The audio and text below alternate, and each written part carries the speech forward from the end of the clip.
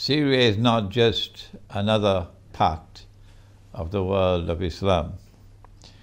From an Islamic eschatological perspective, Syria is at the heart, the very heart of the end of history. There are three main actors at the end of history in Islamic eschatology. The most important of them all is the return of Jesus, the Son of Mary, the true Messiah. And then there is another figure in the end of history who seeks to impersonate the true Messiah, and he is the false Messiah.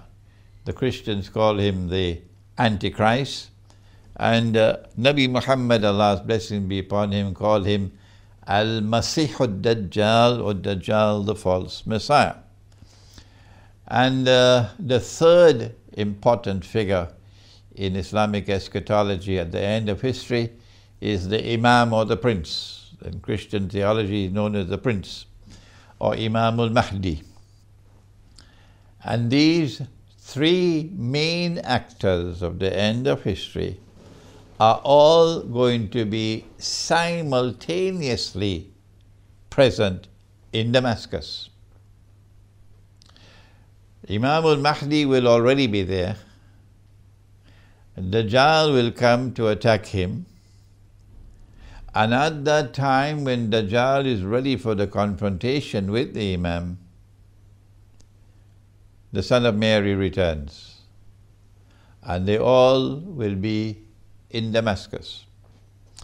And so Syria is located at the very heart of the end of history, or eschatology. It is a country of far more than just passing importance. What happens in Syria is of paramount importance to the Christian world and to the Muslim world, because these are the two worlds that believe in the true Messiah. These are the two worlds which await the return of the true Messiah. These are the two worlds who believe in the Antichrist, the Christian and the Muslim. They who lust to rule the world, to stamp their bloody feet on the stage of the world, and to establish their political and economic and monetary dominion over mankind on behalf of the state of Israel, came up with a devilish plan to take control of the entire territory around Israel. And they usually coin these nice and lovely terms. They call it the Arab Spring. But it was a cover for them to take control of Libya.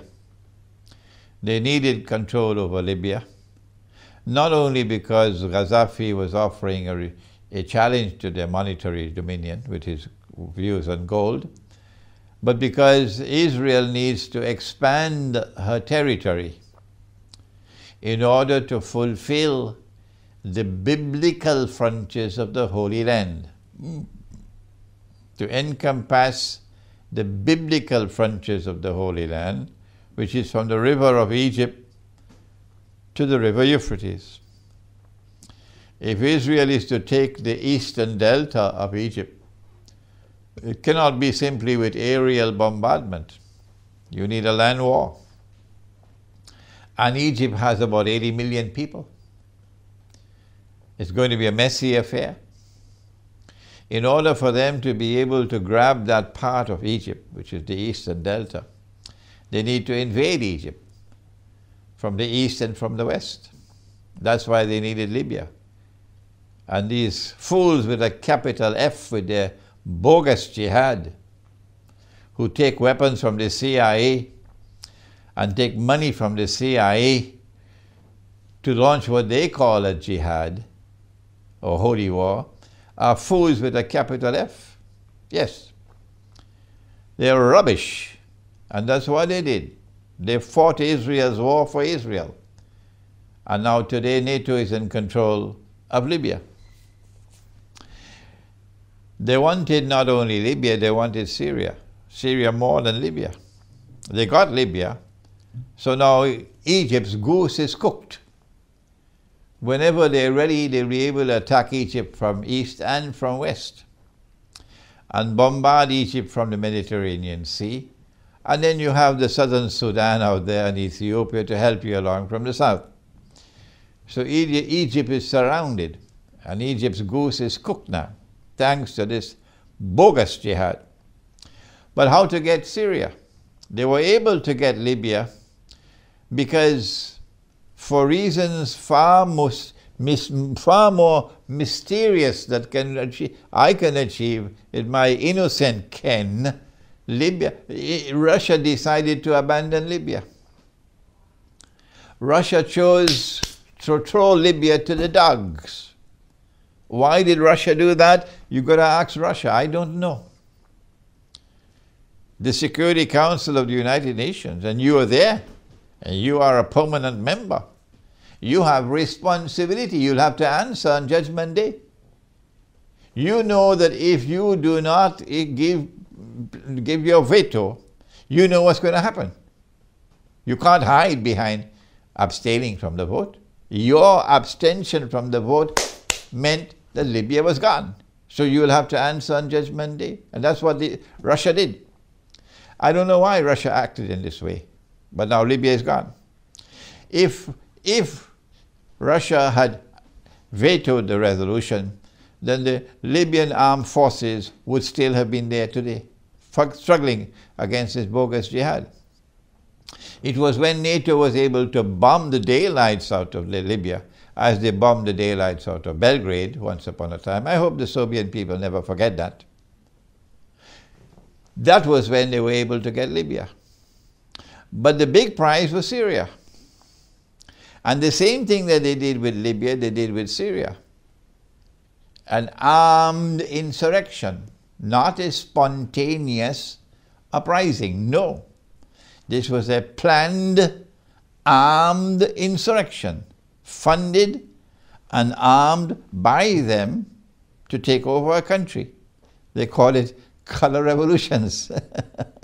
No, you're taking over a country and you're doing it the dirty way, unworthy of a people who say you are Christians. Yes, they say they're Christians. I say no, they're not Christian, they're barbarians. When I want to find a Christian, I'll come to Orthodox Christianity. You're barbarians, because this is how you take over a country? By paying people, armed mercenaries to come and fight, providing the weapons and denying that you are part of it. This is what they did in Syria. This is what they're still doing in Syria. They did it with al-Nusra, they did it with the Free Syrian Army, and now their last baby is ISIS, or the Islamic State. The CIA. It's a CIA jihad in Syria. And because Russia has threatened to veto any resolution for a no-fly zone, that's why Assad has survived so far. If they had brought forward a resolution to the Security Council for a no-fly zone, and if Russia had abstained, as Russia did on Libya, Assad will be gone. Finish. I am not a supporter of any government in the world of Islam. No. But I admire those who stand up against the oppressor. And in this case, the biggest oppressor of all is Israel. I hope and I pray that I'll continue to have the freedom to speak these words that I've just spoken. That the biggest oppressor of all is Israel. And the Syrian government has been standing up to the oppressor. The Libyan government was standing up to the oppressor. And in religion has zero tolerance for oppression. If you are following the religious way of life, you have to be standing with the oppressed and not with the oppressor. The Ottoman Empire was an oppressor. Those who fought against the Ottoman Empire at Kosovo were the oppressed. If you join the religion of Islam and you become a Muslim, whose side would you be on? The oppressor or the oppressed? You see? So in Syria, you have a government which was standing up to the oppressor. And now you launch a jihad in Syria, and you say that this is an authentic jihad against a government standing up against the oppressor. Why didn't you launch the jihad in Saudi Arabia, where you have a government which is in the hand and in the glove of the oppressor, supporting the oppressor? Why didn't you do it there? Why didn't you do it in Jordan, where you have a government that's a client state of the oppressor? Why do you do it in Syria? Why do it in Libya? I'm not a fool. You have done it in Syria and you've done it in Libya because you're acting on behalf of the oppressor, to get rid of governments which are standing up to the oppressor. And now we have reached that moment in history where a Christian people have stood up to support the government of Syria and to save Syria from becoming another Libya. And we are proud, very proud of Christian Russia. Christian Russia has now entered into Syria militarily, and I don't think it is possible for Christian Russia to back out of Syria. No. And so the world is going to witness now a confrontation between the oppressor and the champions of the oppressed. It's going to be nuclear war. And we are not afraid to die. And that's all I have to say. We are not afraid to die.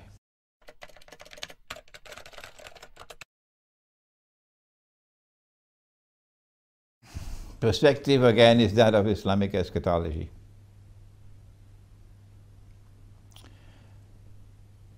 And as a consequence,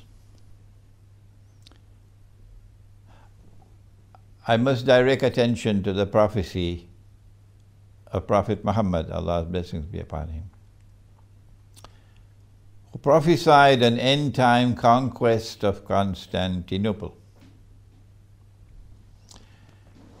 And that end-time conquest of Constantinople comes after the great war that the Christians call Armageddon and the Muslims call the Malhama. And if anyone believes that the Armageddon or the Malhama has already occurred, he should buy a one-way ticket to the moon. No, it has not as yet occurred. It's still to come. And the conquest of Constantinople takes place after that. So Sultan Muhammad Fatih's conquest of Constantinople in 1452 or 53 is not the fulfillment of the prophecy of Prophet Muhammad. The Turkish people, the Bosnian people, the people of Albania and Kosovo and Macedonia and others who have been brainwashed into believing that that is the fulfillment of the prophecy, I tell you, you got homework to do because you've been misled. I ask myself, why would this occur in the end time? What strategic importance can there be in a conquest of Constantinople, prophesied not only in Islamic eschatology but also in Christian eschatology? And Stephen, my answer is, and this is my answer, you don't have to agree with me, is that a conquest of Constantinople has only one military importance. And that is that it would free the Bosphorus and the Straits of Dardanelles for the Russian Navy. At this time, it's a NATO-controlled waterway. But a conquest of Constantinople would break the back of NATO. And as a consequence, the Russian Navy would be able to pass through to the Mediterranean. That is the only military significance I can see. Why would a navy be so important? Perhaps in a post-nuclear world, we will not have any more aircraft. And that wars in a post-nuclear world will be fought on the land and in the sea. If this is going to be the reason for the conquest of Constantinople, then Crimea assumes an importance unparalleled. Because Crimea is the warm water port of the Russian Navy. My eschatological analysis is that the mastermind who wants to rule the world from Jerusalem already knew this. And so he used, and this will come out in my subsequent lectures on Gog and Magog, he used Gog and Magog to empower the Ottoman Empire with a power that could not be destroyed by any Christian army. So when Orthodox Christianity met the Ottoman Empire in the Battle of Kosovo, there was no way at all that the Christian army could ever have been successful. None. Because you're fighting Gog and Magog. You're not fighting Islam. No. It was as a consequence of the success of the Ottoman armies that the Tatar was sent to Crimea. And eventually the Ottoman Empire took Crimea. Ottoman control over Crimea is part of eschatology.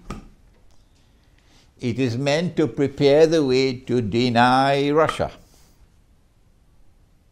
the capacity to pose any naval threat in the end time.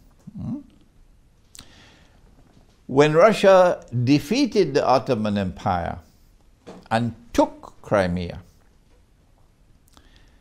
it meant that there was an obstacle in the way. And they had to devise ways and means to try to get Russia out of Crimea. For 200 to 300 years, they could not do it. And Russia remained a naval power with a naval base in Crimea. And then they brought about the Crimean War, in which it was the last great war fought before modern weapons came. The last great war. And in that war they gave everything that they could give to defeat Russia, to deny Russia Crimea. And they succeeded, eventually. Russia paid a terrible price. The number of people who died. The Russians fought and fought valiantly and courageously, but eventually they had to surrender. And the terms of the surrender, I think the treaty was in Paris, was that Crimea would remain under Russian sovereignty but would be demilitarized. Russia denied Crimea as a naval base, which is what they wanted. But they planned their plan, and the Lord God plans his plans, and I think it was within 7 or 9 years, and Russia was able to turn the tables and get back Crimea as a naval port. So then they had to devise yet another scheme to deny Russia Crimea. And that scheme was the Bolshevik Revolution, 1917, and the Soviet Union. And when the Soviet Union came into being, then Ukraine was born, There was no Ukraine before. And in 1953, 53 or 54, 6 years after Israel was born, Nikita Khrushchev suddenly, mysteriously, ominously mysteriously, announced that Crimea was going to be given to Ukraine. He never consulted the Russian people. He never got their permission. He never consulted the people of Crimea. He never got their permission because he was acting on behalf of Dajjal. And once Crimea was given to Ukraine, the next step was to dismember the Soviet Union, and Crimea would emerge as an independent state. Russia would now have a treaty with Crimea limiting its use of the naval base. Yes, Ukraine would now become an independent state, and Ukraine would have a treaty with Russia limiting the use of the naval base. And then the next step after that would be, with Ukraine as an independent state, for Ukraine to become a member of NATO, and then Russia's goose is cooked.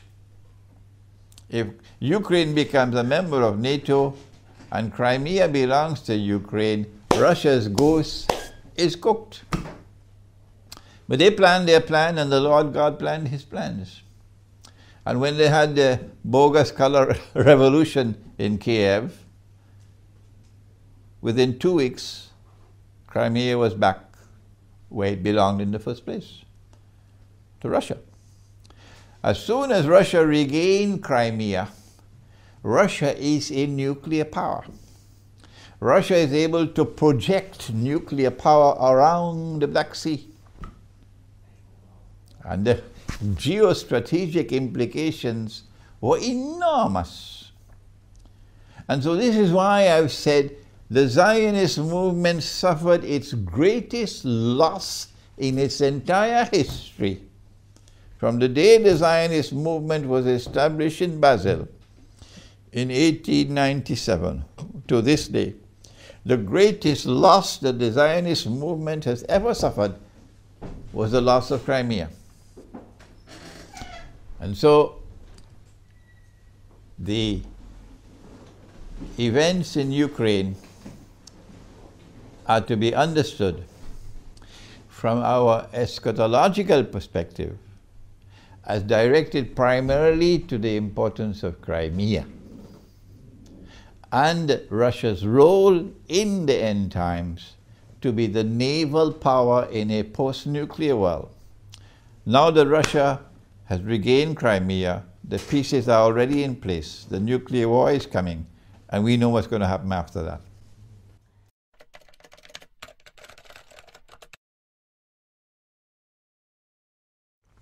Don't think it's necessary for us to go back to repeat what are the causes for this exodus of refugees.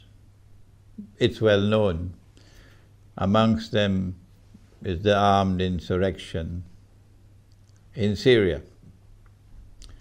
Amongst them is the increasing poverty to the state of destitution to which people are being reduced because of this bogus and fraudulent monetary system.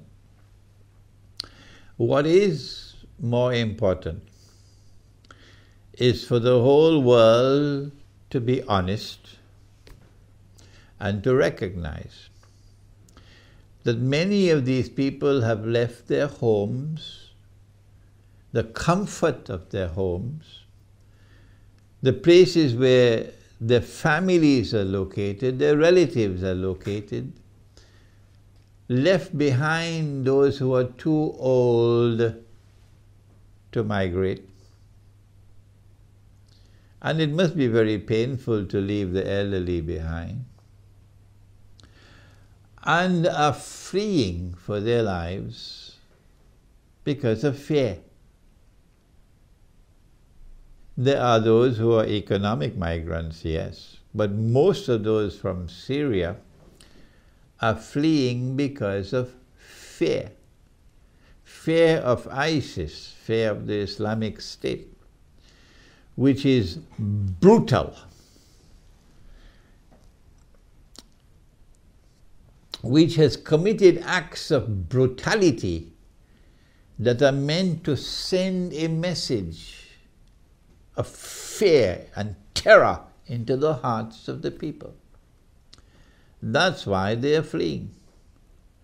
And at this time, when after almost 1 year has passed, that a man named Barack Obama has been bombing the daylights out of ISIS, that's what he told me he's doing, and Holland and France and Britain and all the others, they're bombing the daylights out of ISIS for a whole year now, and yet ISIS is able to not only survive and grow stronger thanks to all the bombing from Washington, but ISIS is able to increase its terror, its psychological warfare. I say that intelligent people, sensible people would welcome Russia's intervention. Sensible and intelligent people who have not been brainwashed by CNN and company would welcome Russia's intervention to see whether they could succeed where the others have failed and failed miserably, to stop this terror. If Russia can be successful in removing this cause of terror in the hearts of people, then it should not be difficult for the German people to understand and to anticipate that the people who fled their homes would want to go back home. And Germany would not have to keep 1 million refugees forever. The German people, therefore, I can't, of course, expect the German government to understand. They're beyond understanding, but the German people will understand that if the Russians are successful in the military intervention, it will solve Germany's problem. It will solve the problem of all of Europe, which is inundated with refugees, because these people will much prefer to go back home if security can be restored and ISIS can be removed. And so I would like to believe that sensible and intelligent people would not only welcome Russia's intervention, but would hope and pray that Russia would be successful.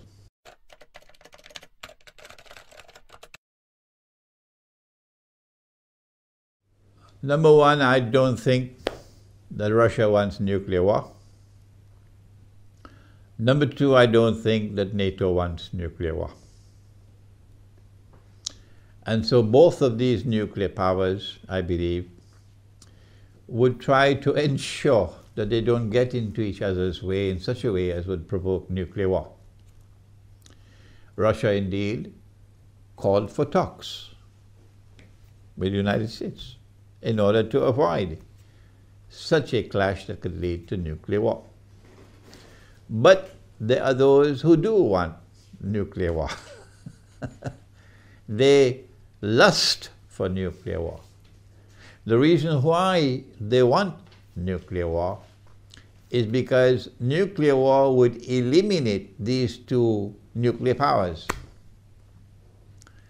Nuclear war will not only eliminate these two main actors on the stage of the world, the Russian alliance and the American alliance, but nuclear war will essentially devastate modern Western civilization. There will be nothing left of North America and nothing left of Europe. Nobody will want to live in that part of the world, really, after nuclear war. One nuclear weapon was dropped on Hiroshima, and 300,000 people were killed. and so too in Nagasaki. Today's nuclear weapons are 1,000 times more powerful than that. Can you imagine what is going to be the state of Europe and North America when thousands of nuclear weapons explode? Because once the nuclear war starts, there's nothing that can stop it until it reaches its climax with all nuclear weapons used. It's going to be a fight to the finish. And there are those who want nuclear war. How will they get nuclear war? The same way they got 9/11. That's right, with a false flag. I expect it will be the mother of all false flags. So something that will be an attack on the Russian troops and blame the Americans, an attack on NATO and blame the Russians. They are masters of that. They're masters of the art of deception, the Israeli Mossad. When that nuclear war does take place, of course, most of mankind would die. What is left, the rump of the world, would be manageable for Israel to succeed the United States and for Pax Judaica to replace Pax Americana. And when Pax Judaica replaces Pax Americana, only then can a man stand up in Jerusalem and declare, I am the Messiah. But you and I, the Orthodox Christian and the Muslim, would know he's not going to be the Messiah. He's going to be the false Messiah, the Antichrist. The true Messiah, of course, being the son of the Virgin Mary. So they want nuclear war. And I'm afraid that they will get nuclear war because our prophet has prophesied it. He said that there'll be a war in which 99 out of every 100 of the combatants will be killed. That is in Sahih Bukhari, yes.